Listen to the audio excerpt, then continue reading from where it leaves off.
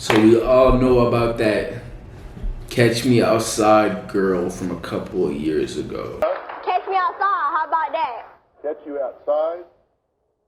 What does that mean? What I just said. She was on, what's it called, Dr. Phil, I think? And then she was going crazy about her mom and shit, disrespecting the shit out of her moms. I'm pretty violent. I mushed her in the face because she wouldn't get out of my face. And then she said her famous line, "Catch me outside, how about that?" And then she went famous and became like some type of music artist or some shit.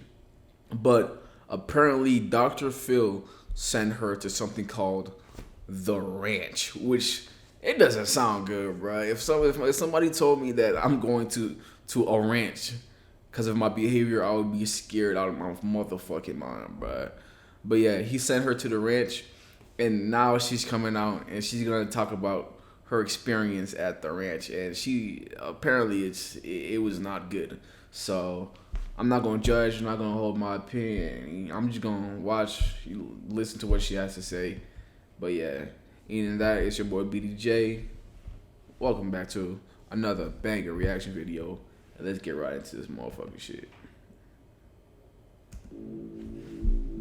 All statements in this video are my opinion only and are based on my personal experience. They are not taking as statements as fact. Do your own research. Okay, that's fair. I was 13 years old when I went to Turnabout Ranch. I feel like it's very important for me to speak on this because I kept my mouth shut for so long. I did touch on it a couple times in different situations, but I really want to get my whole story out there and let everything just be out, because that's the thing with these places is No cap, she got a strong ass jaw. you have no evidence. You don't have a phone there. They don't have cameras there. Like, there's no evidence of none of this, and obviously all the staff is in on it, so they're not gonna snitch on each other. All you really have is the kids that are there. So a young lady, her name is Hannah, she recently spoke out. Hold up.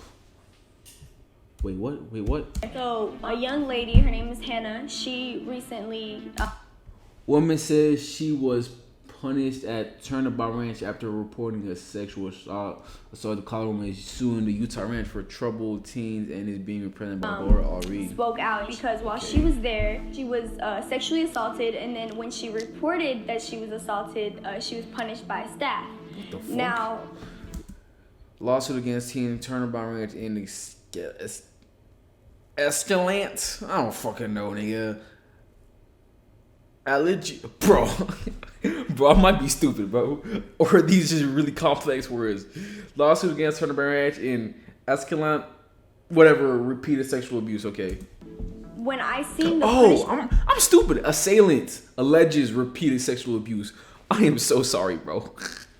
I think I'm dumb, bro. Lawsuit against Turnabout Ranch in assailant alleges repeated sexual abuse, bro. when she was given, I knew, like, okay, I really have to say something. Like, I really have to have her back on this, because I truly believe that they did that. So, Dr. Phil, I am going to give you from now till April 5th to issue an apology, not only to me, but to Hannah and any other child that you sent to Turnabout or any other program like this.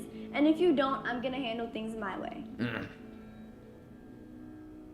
But what happened to you though? Somewhere in the middle of August, I went on the Dr. Phil show, and my mom and my grandma knew they were sending me here. I didn't know I was going. I went school shopping right before, because the school was supposed to start when I got home from LA from doing the show. So part of the whole Dr. Phil show is they send these kids to either Turnabout or these other programs that are also in Utah, but they're all wilderness programs and they're all fucked up. How can you say they're all fucked up though if you've only been to one? But maybe she's okay, right. so Turnabout is in the middle of Escalante, Utah. It's a very, very, very, very I knew I wasn't stupid. It was just a complex ass name. small town. It's got one gas Hold up, guys. My battery just died. Give me 1 second. All right, we're back. station, one grocery store. Everybody knows everybody there. You see you're in the middle of nowhere. You know there's nowhere to run. If you try to run out there, they're gonna find you, you're gonna get in more trouble, or if you do get away, you're gonna get eaten by a coyote or something. Because took in there against my will. They give you transporters. Transporters are two people, a male and a female, that come in the middle of the night. They don't tell them where they're going. They just take them, they handcuff them, they put them in the car. It's basically like kidnapping. We got there, I got out of the car, and I just seen it looked like like nothing. It was just super dark. I seen like all the circles and stuff, and I seen the little cabin, and I was like, oh shit, I'm not built for this. Like, I'm this little bougie ass. So for the first 3 days you're there, there's no showering. They put you in a circle. Not gonna lie, I was about to say that she so far she hasn't said anything too bad, but 3 days without showering, nigga. 3 days without showering, and you're on a ranch, so that means there's fucking farm animals and shit. It must smell like, dude, bro. That's disgusting. That's inhumane, bro. That's inhumane, bro. That's inhumane. 3 days without showering, bro. Hell no. Which is it's a teepee. It's a little teepee, but it's open, and you have to sit there for 3 days. They wouldn't let me lay down for nothing. Like, I was falling asleep, and they were like, get up. So I'm just sitting here, like, this is gonna be really bad. When I seen these people have no sympathy, I was like, oh, I'm really doomed. They strip you from your whole personality. You have to act like just whoever they want you to act like. They told me, okay, these are what your chores are gonna be. I don't remember what they were, but they were like, these are what your chores are gonna be. This is what you're gonna be doing. Here's your level 1 binder. You do the same thing every day. Chop wood, take care of the animals. This place is all about taking away privileges. Like, okay, yeah, the phone is a privilege, TV, like all that. But they take away like necessity privileges, like sleeping on a bed, eating good food, not being cold. Damn, that's kind of tough, bro. Cause I that's how I feel spoiled, bro. Cause I don't even look at not being cold as a privilege. But the way she just worded that like, okay, yeah, I understand, bro. That's fucked. I remember the first time I got in trouble. Now, this is my first time being here. Like, I don't really, like, yeah, y'all explain to me the rules, but I'm 13. Like, I don't really know, like, exactly what I'm supposed to be doing. There's been times where I reported another student acting inappropriate or just anything like that. Didn't even have to do with me, and I would get in trouble for just witnessing it. If you reported another kid, like, getting bullied by like their peers or something, they would just say, well, maybe that's what they need, or like something like that. Even though there was written rules, if a staff was angry at the moment, or if you just did something that they felt was bad, you would get your own punishment. Like, they would make up their own punishment for you. So it's really frustrating, because even if you don't know the rules, if you fuck up, you're still in trouble. There's not no I didn't know. And these kids she was 13, bro, and Dr. Phil is sending 13-year-old kids to that. That's fucked, bro. You're still in deep shit. Shit that's minor is major to them. So if you do something like the tiniest thing, you get a check. If not, you have to be on reflection. Reflection is the punishment. When you do something so bad, or if you do anything that ticks them off, you have to go on reflection. You walk in the arena for hours on end. You sit outside in the cold on the floor. You have to pick up piles in a wheelbarrow of horse shit, and they want big piles. So if you have to do 25 piles, you're really doing like 50 wheelbarrows. So while I was there, just a lot of crazy things happened. I seen a kid get held down for trying to leave. Just honestly, I don't think he was trying to run away. I think he was just trying to like walk out the door and just like get some time to himself, and they restrained him. They held him down. They had no problem holding kids down, which is against the law. You're not supposed to touch the kids, but they had no problem doing that. It's just Somebody fact check that, and I don't know if that's against the law or not, and I don't feel like fact checking it myself because I'm a lazy motherfucker. Word against the staff's word when you're there, because there's no witnesses, there's no cameras, you don't have a phone, there's none of that. That's why I was always so scared to speak out, because it's like no one's gonna believe me. A lot of things that like happened to me there, it hurt me so bad because I was genuinely like confused. I'm writing letters to my mom like, Mom, I will do anything. Like, you don't understand what this place is like. Like, you can't do this to me. Like, I will do anything. I will do therapy every day. Like, I will go through an outpatient program, all that. Like, just please let me come home. The staff when I got there was this dude Jimmy and this dude Ted. These are the night staff. 2 of the night staffs around me. They were really, really sweet. The murder? What the fuck? This shit took a turn for the worst, nigga.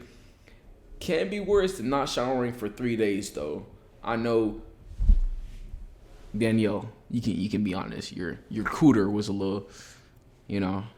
We gonna keep it out hush hush, but we know. Come on.